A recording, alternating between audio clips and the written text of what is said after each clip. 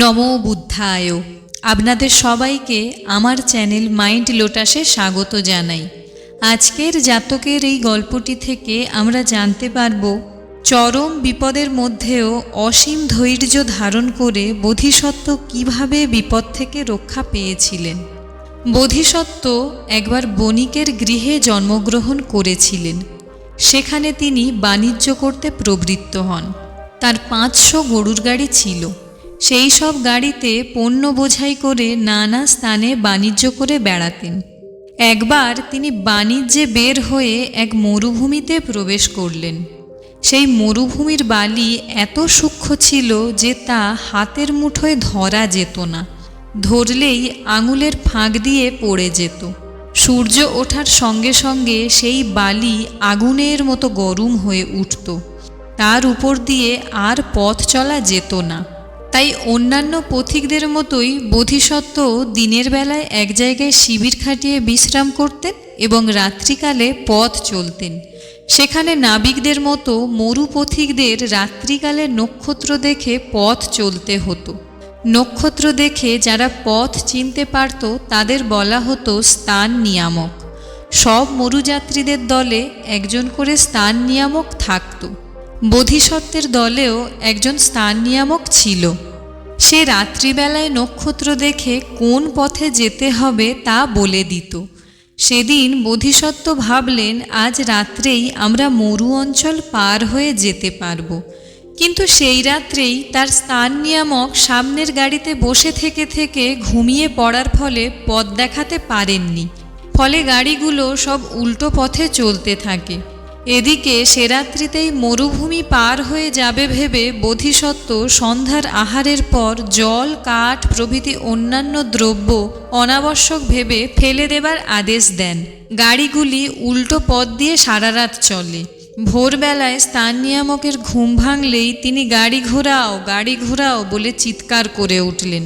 কিন্তু তখন আর কোনো উপায় নেই। সূর্য উঠে পড়েছে।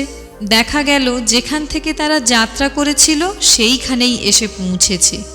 তখন অনুচরেরা বলল, আমরা জল, কাঠ সব ফেলে দিয়েছি, এখন আমরা কি খেয়ে বাঁচব?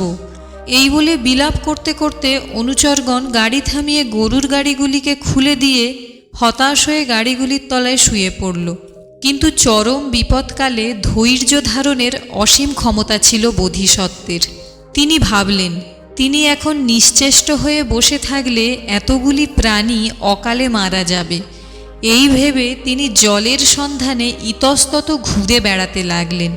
কিছু দূর গিয়ে এক জায়গায় একগুচ্ছ কুশ দেখতে পেলেন।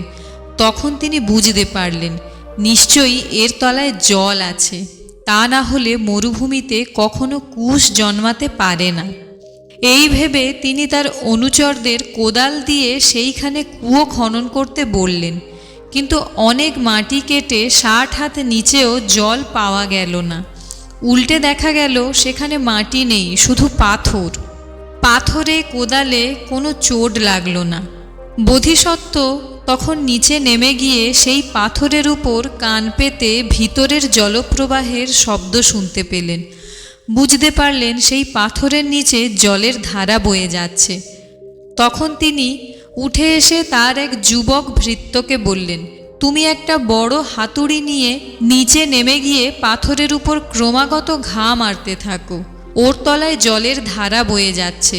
তুমি এ বিষয়ে উদ্যমহীন হলে সকলেই মারা যাবে। যুবকটি বলিষ্ঠ ও উদ্যমশীল ছিল। অন্য সকলে হতাশ হয়ে বসে পড়লে সে একা বিশেষ উৎসাহের সঙ্গে প্রভুর আদেশ পালন করল। তখনই সেই পাথর ফেটে স্বচ্ছ জলের এক ফোয়ারা বেগে উপরে উঠে এলো। তখন সকলের আনন্দ যেন আর ধরে না।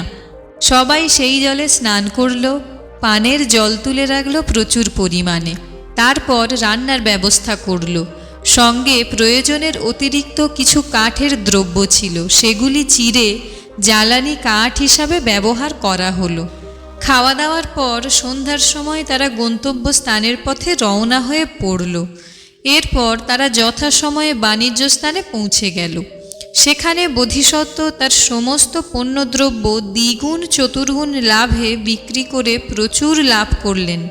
এইভাবে কাজ সেরে স্বদেশে ফিরে এলেন।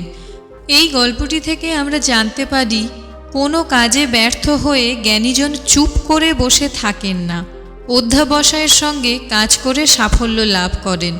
তাই আমাদেরও উচিত চরম বিপদের মধ্যেও ধৈর্য না হারিয়ে নতুন উদ্যমে কঠোর পরিশ্রমের সাথে কাজ চালিয়ে যাওয়া।